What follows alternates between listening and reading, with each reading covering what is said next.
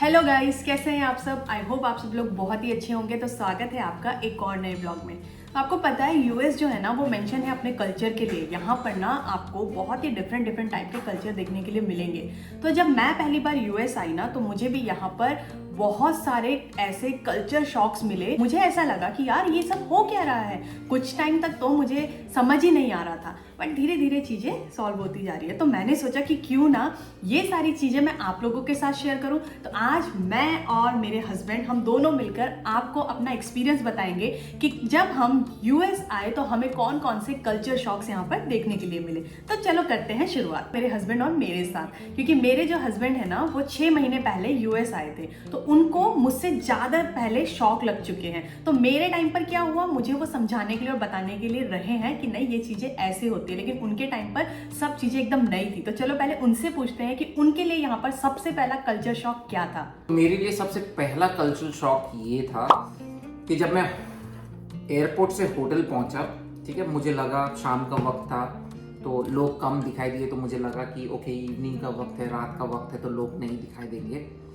But shock मेरे लिए वो था कि जब नेक्स्ट डे मैं उठा, बाहर गया, होटल के बाहर गया और पूरा रोड खाली, ठीक है, सन्नाटा, ठीक है, बस कुछ गाड़ियाँ इधर उधर हो रही थी, बस गाड़ियाँ जा रही थी। और मुझे लगा कि क्या पता थोड़ा आइसोलेटेड एरिया है इसीलिए शायद लोग नहीं दिख रहे होंगे। बट ओवर द टाइम मैं बाहर जाता था, अपने कलीग से मिलने जाता था, ऑफिस के लिए निकलता था, तो मतलब मुझे उनसे लोग तुम्हें पता ही नहीं चला। दिखते थे, है ना। और मैं मतलब ऐसा हो गया था कि वो 2 हफ्ते का मेरा होटल एकोमोडेशन था और मुझे ऐसा लग रहा था कि कब मैं ये होटल से निकलूं, ठीक है। और बेसिकली वो मेरे लिए बहुत एक ऐसा मोमेंट था कि पूरा दिन या तो आप रूम में अकेले रहो या आप कहीं बाहर भी जाओ, तो क्योंकि वर्क सैटरडे संडे के अलावा आपके पास ऑप्शन नहीं होता था। अगर आप मुझसे पूछेंगे तो मैं भी हाँ यही बोलूंगी कि सबसे पहला शौक मुझे भी यही लगा, क्योंकि मुझे यहाँ आए हुए ऑलमोस्ट 3 मंथ हो चुके हैं। और आप बिलीव नहीं करोगे कि मेरी जो बिल्डिंग है उसमें टोटल 6 फ्लैट है, जिसमें से मैं नहीं जानती कि 4 फ्लैट्स में और कौन रहता है। एक में हम रहते हैं और एक में एक और फैमिली है, वो भी इंडियंस है, इसलिए मैं उनको जानती हूँ। उसके अलावा मैं यहाँ पर किसी को नहीं जानती हूँ। तो यहाँ ये बात सच है कि यहाँ पर लोग बहुत कम घरों से बाहर निकलते हैं। तो दूसरा चीज ना, मुझे ड्राइविंग से रिलेटेड यहाँ पर बहुत चीजें देखने के लिए मिली, जो लिटरली वो शॉकिंग तो है लेकिन इतनी पॉजिटिव चीजें हैं, बहुत ही अच्छी चीजें हैं कि मुझे लगता है कि ये चीजें होनी चाहिए। सबसे पहली चीज अगर हम बात करें तो यहाँ पर ना पैदल चलने वालों को बहुत इंपॉर्टेंस दी जाती है। कि अगर आप कोई भी रास्ता क्रॉस कर रहे हो और आप देख रहे हो कि इधर से दोनों तरफ से गाड़ी आ रही है, वो गाड़ियां जो है स्टॉप हो जाती है जब तक आप अपना स्टार्ट टू एंड पॉइंट नहीं जाते। और दूसरी चीज, यहाँ पर आपको एक बटन भी दिया जाता है साइड में, जिसको प्रेस करने के बाद जो वॉकिंग साइन है वो स्टार्ट हो जाता है और सभी गाड़ियों के लिए स्टॉप का सिग्नल आ जाता है, जिससे सारी गाड़ियां स्टॉप हो जाती है। तो वो मुझे बहुत ही अच्छा लगा कि पैदल चलने वालों के लिए यहाँ पर बहुत ही इंपॉर्टेंस है। पहले तो ड्राइविंग रूल्स बहुत ही डिसिप्लिन्ड है, ठीक है। और इनफैक्ट मतलब कोई भी ड्राइविंग इंस्ट्रक्शंस ब्रेक नहीं करते हैं, रूल्स ब्रेक नहीं करते, ये अभी तक मेरा ऑब्जर्वेशन है। और इनफैक्ट ऐसे कई जगहों पे जहाँ सिग्नल्स नहीं होते हैं वहाँ गाड़ियाँ बाय डिफॉल्ट रुकती है और वो जैसे लखनऊ में करते हैं ना, पहले आप वो वाला वो देखोगे, यहाँ होड़ नहीं लगेगी कि अच्छा मैं पहले पहुंचा हूं तो मुझे जल्दी से जाना है, ठीक है, वो रुक जाएगा। हाँ। वो इनफैक्ट सामने वाला बोलेगा तुम जाओ और तुम भी बोलोगे कि तुम जाओ, ऐसा वाला सिचुएशन मेरे साथ इनफैक्ट कई बार हुआ है। तो ऐसा हमारे साथ हुआ, मैं बोलती थी अरे चलो ना तुम क्यों रुके हो, और वहां से सिग्नल आता है कि आप चलो, ये बोलते थे आप चलो, मैंने बोला तुम चलो ना, वो तुम्हें बोल रहा है। लेकिन दोनों तरफ से होता था कि आप चलो आप चलो। अब ड्राइविंग से रिलेटेड ना मुझे एक और पॉइंट आया जहां पर आ जाता है बच्चों का पॉइंट, कि मुझे पता चला कि आप ना बच्चे को अपनी गोदी में यहाँ बैठा ही नहीं सकते हो। वो मेरे लिए ना एक थोड़ा सा शॉकिंग था, क्योंकि हम में क्या आदत है एज अ इंडियन कि अगर आप कहीं भी घूमने जा रहे हो तो आप क्या करते हो, बच्चे को अपनी गोद में बैठा लेते हो और आपको लगता है कि बच्चा इजीली सो जाएगा, बैठ जाएगा, जो उसको करना है। इवन बच्चा खड़े होकर कई बार गाड़ी में खेलता भी है ड्राइविंग के टाइम पे। लेकिन यहाँ पर ऐसा बिल्कुल नहीं है। यहाँ पर स्ट्रिक्ट रूल है कि बच्चे को आपको सीट में ही बैठाना है, आई मीन बेबी सीट में ही बैठाना है। उसके लिए आपको कंपलसरी है कि यहाँ पर सीट लगानी पड़ती है और साथ ही साथ बेल्ट का यूज करना पड़ता है। वाकई वो एकदम सेफ रहते हैं हाँ। इन ड्राइविंग। इनफैक्ट उनको नींद भी आ जाए तो वो जैसे सो जाते हैं और गोदी में दूसरा इधर उधर करने हाँ, की जरूरत नहीं पड़ती yes. है, बहुत ही कंफर्टेबल। हम लोग भी कंफर्टेबल होते हैं और बच्चे भी कंफर्टेबल होते हैं। करेक्ट। दूसरा चीज एक और बच्चों से रिलेटेड यहाँ पर है कि यहाँ पर ना बच्चों को अकेले सुलाया जाता है, उनको बचपन से ही आदत दी जाती है अकेले सोने के लिए, और इसमें मुझे नहीं लगता कोई गलत चीज है, क्योंकि यहाँ के लोगों का मानना होता है कि रात को सोते समय कई बच्चे के ऊपर ब्लैंकेट चला गया या हाथ चला गया, उसको कोई प्रॉब्लम ना हो जाए, इसीलिए उसको ना बचपन से ही आदत दी जाती है अकेले सोने के लिए। और एक चीज और आपको पता है, जैसे हमारे यहाँ 6 महीने का बच्चा होता है तो हमारे यहाँ उसको हम जब खाना खिलाना शुरू करते हैं तो हाथ से खिलाना शुरू करते हैं, ये हमारा इंडियन कल्चर है। लेकिन यहाँ पर ऐसा नहीं है, यहाँ पर ना जब बच्चा 6 महीने का होता है और आप उसको फर्स्ट खाना देते हैं तो उसके सामने पूरा प्लेट रख दिया जाता है और बच्चे को बोला जाता है कि लो। वो बच्चा अपना खेलते खेलते जितना खा रहा है, जैसे खा रहा है, वो उसको वैसे ही इंजॉय करता है, हमारी तरह नहीं कि इधर उधर लेकर पीछे पीछे घूमते रहे। तो ये भी मुझे बहुत अच्छा लगा, क्योंकि हमें लगता है कि जब तक हम अपने हाथ से नहीं खिला रहे ना बच्चे को, बच्चा का पेट नहीं भरा, और उस वजह से ना बच्चे बहुत बिगड़ जाते हैं और हम लोग भी मतलब बहुत टाइम तक उस चीज के लिए सफर करते हैं, और सीरियसली हम लोग कर रहे हैं। हम चाह रहे हैं कि हमारा बच्चा अपने आप खाना सीखे, जो कि हमारे लिए थोड़ा सा डिफिकल्ट हो रहा है। तो अगर बच्चे को बचपन से ये आदतें दे दो ना तो शायद आगे जाके ये चीजें ना हो। तो अब बढ़ते हैं स्टोर्स की तरफ, क्योंकि स्टोर एक ऐसा चीज है ना जहां पर आप जितनी बार जाओगे ना उतनी बार आपको नई नई चीजें, या इंडियन स्टोर, सॉरी नहीं इंडियन स्टोर नहीं, मुझे नहीं लगता, टारगेट में भी बहुत ऐसी चीजें रही है, वॉलमार्ट में रही है, कॉस्को में रही है, हर स्टोर में यहाँ पर ना आपको नई नई चीजें देखने के लिए मिलती है। तो लगता है यार ऐसा भी होता है, तो उस बारे में अब चलो बात करते हैं। तो सबसे पहले तुम ही बताओ, क्योंकि मुझसे पहले तुम आए हो, तो तुम ही बताओ कि जब तुम पहली बार स्टोर में गए तो तुम्हें क्या लगा वहां पर जाकर? जब मैं यहाँ गया स्टोर पे, मुझे ऐसा लग रहा है कि सब कुछ मिलता है, ऐसे एक चीज नहीं है जो आपको इंडिया में मिलेगा इन टर्म्स ऑफ ग्रोसरी, वो यहाँ नहीं मिलेगा।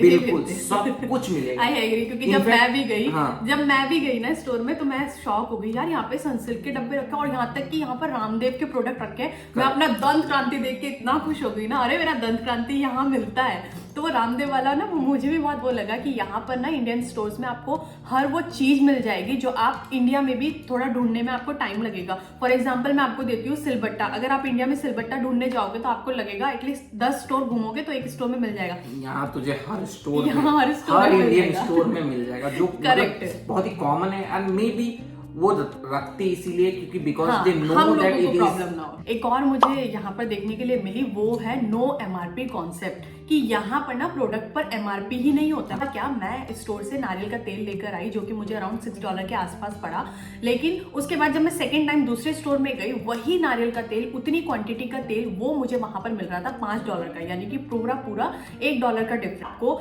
डिफरेंट स्टोर्स में डिफरेंट प्राइस देखने के लिए मिलेंगे, सेम प्रोडक्ट। यस, और ऐसा नहीं है कि स्टोर बहुत दूर होंगे, स्टोर आधे माइल्स के आसपास में, 1 माइल के डिफरेंस में होंगे, लेकिन तब भी प्राइस में डिफरेंस होगा।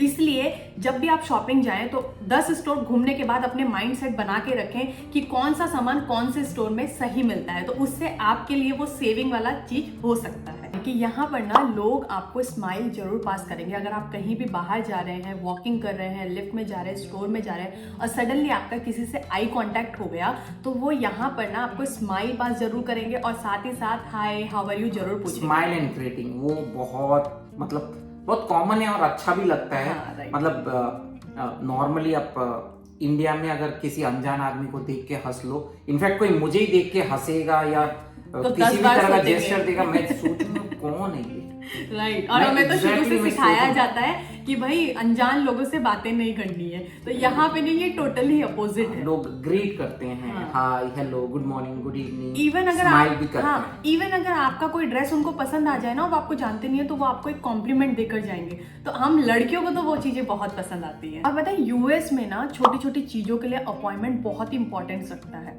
क्या बोलोगे तुम इस बारे में? I will agree with it. Bank account खुलवाना है, अभी रिसेंटली हमारा वाईफाई में कुछ प्रॉब्लम आया था, तो हमें इनफैक्ट अपॉइंटमेंट लेके जाना पड़ा कि मैं कल या परसों 11 से 12 बजे के बीच मेरा अपॉइंटमेंट है तो आप उसी टाइम में आओ। और अपॉइंटमेंट से वही मुझे याद आया कि अपॉइंटमेंट के साथ साथ ना यहाँ लोग ना टाइम के बहुत पंक्चुअल होते हैं कि अगर आपने उनको बोला है कि 10 बजे का टाइम दिया है तो ठीक 10 बजे वो आपके घर पर होंगे। मुझे ये इंसिडेंट याद आया कि हमारे ना माइक्रोवेव में थोड़ा सा प्रॉब्लम आ गया था, तो हमने एक कंप्लेन रेज किया।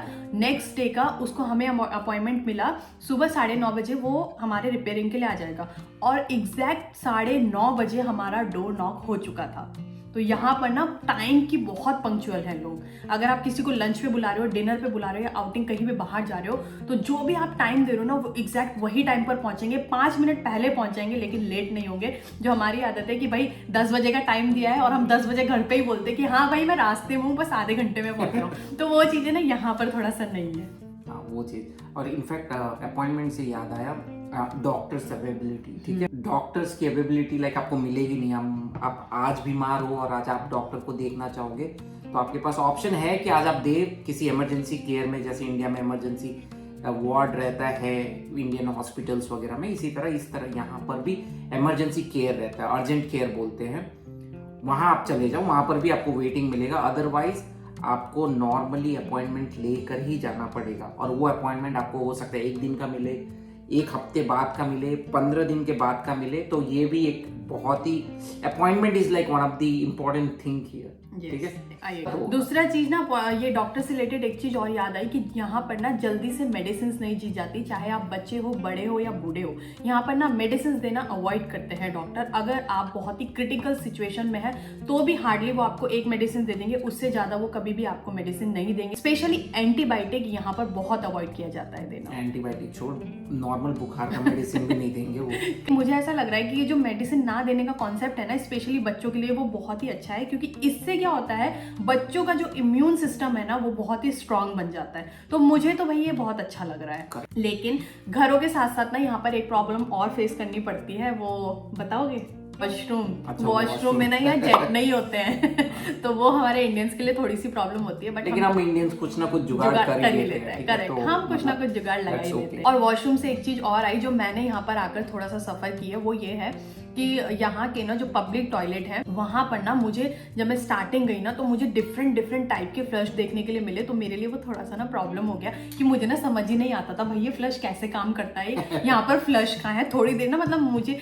वॉशरूम में टाइम लग जाता था चीजों को समझने के लिए। तो उनकी तरफ चलते हैं, वो है नो जजिंग, कि यहाँ पर ना लोग आपको कभी भी किसी भी चीज के लिए जज नहीं करेंगे। वो आपकी जॉब हो, आपका रहन सहन हो, आपको पहनना उठना हो, कोई भी चीज के लिए आपको कभी जज नहीं किया जाए। हो सकता है रोड में आपको एक ऐसा आदमी दिखे जो देखने में पहनावे वगैरह में, अपीयरेंस में बहुत सिंपल लगे, बट यू नेवर नो कि वो मिलियनर। एक ऐसा पॉइंट जिसके हम दोनों तो बहुत दीवाने हो चुके हैं, मतलब हम दोनों को लिटरली वो पसंद आता है, बट हम चाहेंगे कि हम उसको अपने ऊपर एप्लीकेबल ना करें क्योंकि हम रहे इंडियंस, तो हमें तो शुरू से सिखाया गया है कि भाई आज कमा रहे हो तो 10 दिन का सोचो बचत के बारे में, राइट। और अभी भी हमें घर से कॉल आते हैं, यार तुमने इतना सारा वेस्ट कर दिया, ये कर लिया, वो कर दिया, मत करो, इतनी दूर गए हो तो कुछ बचाओगे नहीं तो क्या करोगे।